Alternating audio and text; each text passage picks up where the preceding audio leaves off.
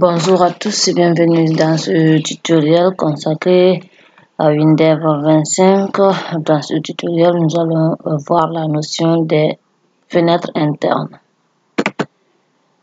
Donc, pour cela, on va créer d'abord une fenêtre principale.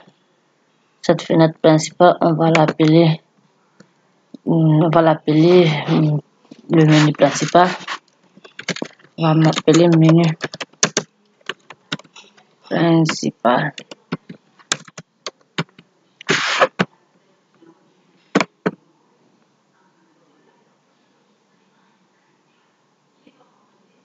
Et ensuite, on va ajouter deux boutons.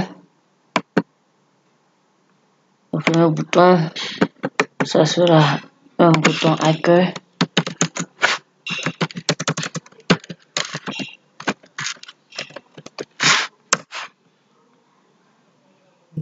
Le second sera par exemple liste des utilisateurs.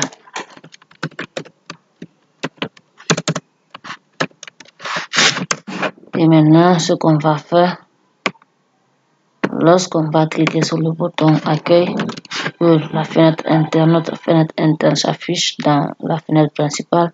Quand on clique sur liste des utilisateurs, la fenêtre interne et notre fenêtre interne vient apparaître dans le menu principal. Donc pour cela, il faut d'abord ajouter un champ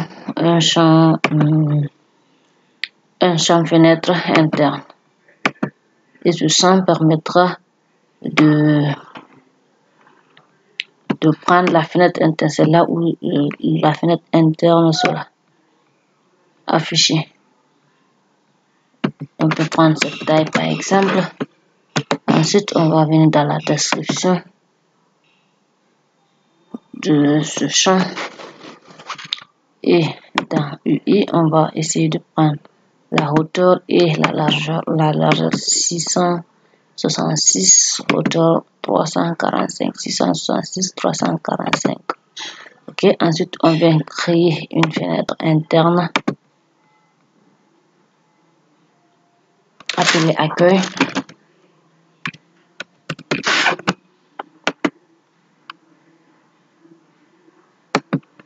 Dont la taille sera, la largeur sera, je crois que c'était 659 et j'ai oublié. C'est pas grave, on va prendre ça. Et maintenant on va essayer de mettre ici un petit libellé. Un libellé sera, on va dire, je suis la fenêtre,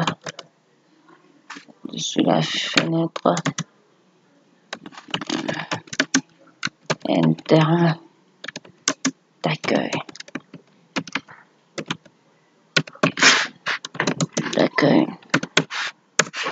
C'est bon.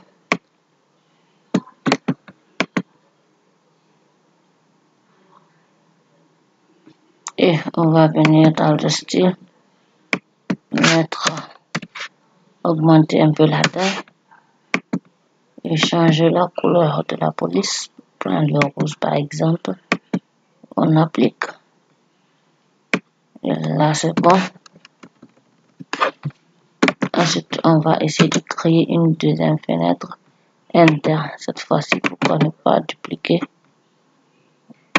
cette fenêtre directement et l'appeler fenêtre, voilà, liste utilisateur. Effectivement.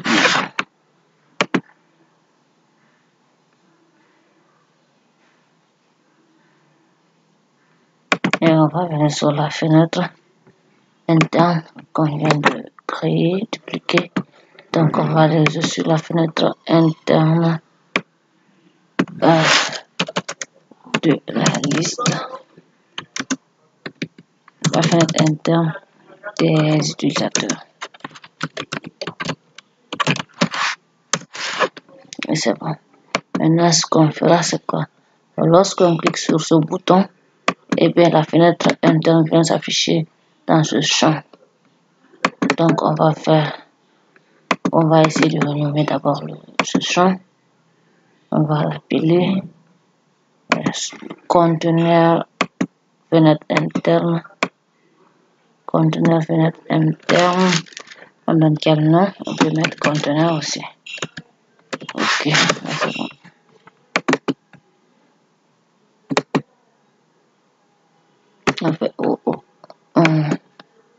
On fait plutôt un clic droit et accéder au code du bouton. À chaque clic, on a la fonction qui permet de charger la fenêtre interne dans le conteneur de fenêtre interne. C'est change fenêtre source et on passe en argument le conteneur plus le nom de la fenêtre interne. Dans la fenêtre accueil, on revient aussi faire la même chose pour le bouton liste des utilisateurs. On a change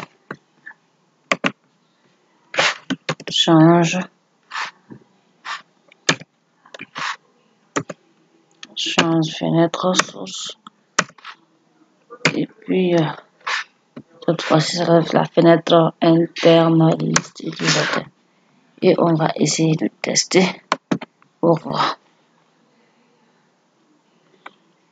La première fenêtre de notre application, ce sera bien sûr la fenêtre menu principal.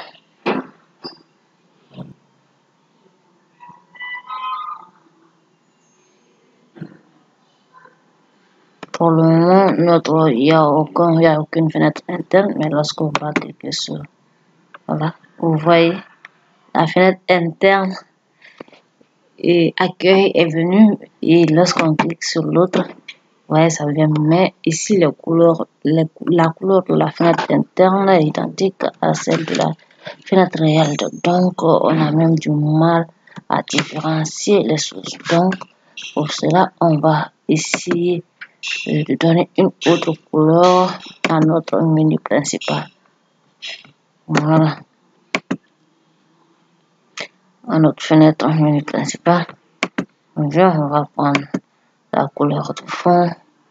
On va prendre la couleur rouge.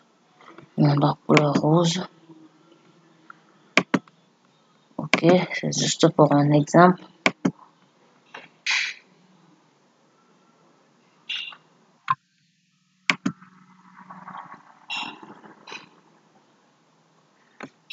Voilà.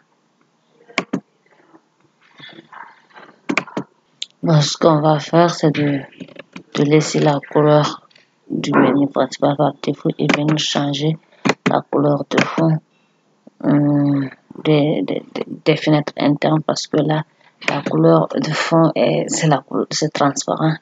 Donc, il va prendre la couleur du menu principal et ce qui ne sera pas très même quand on va aller changer la couleur du fond du menu principal.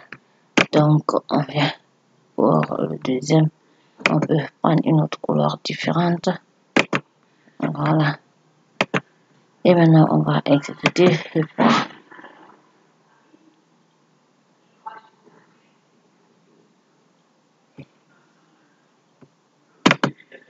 Et vous voyez, la menu d'accueil qui a cette couleur là et cette autre aussi. Et c'est la fin de la vidéo. J'espère qu'elle vous a bien plu. À la prochaine vidéo. Merci.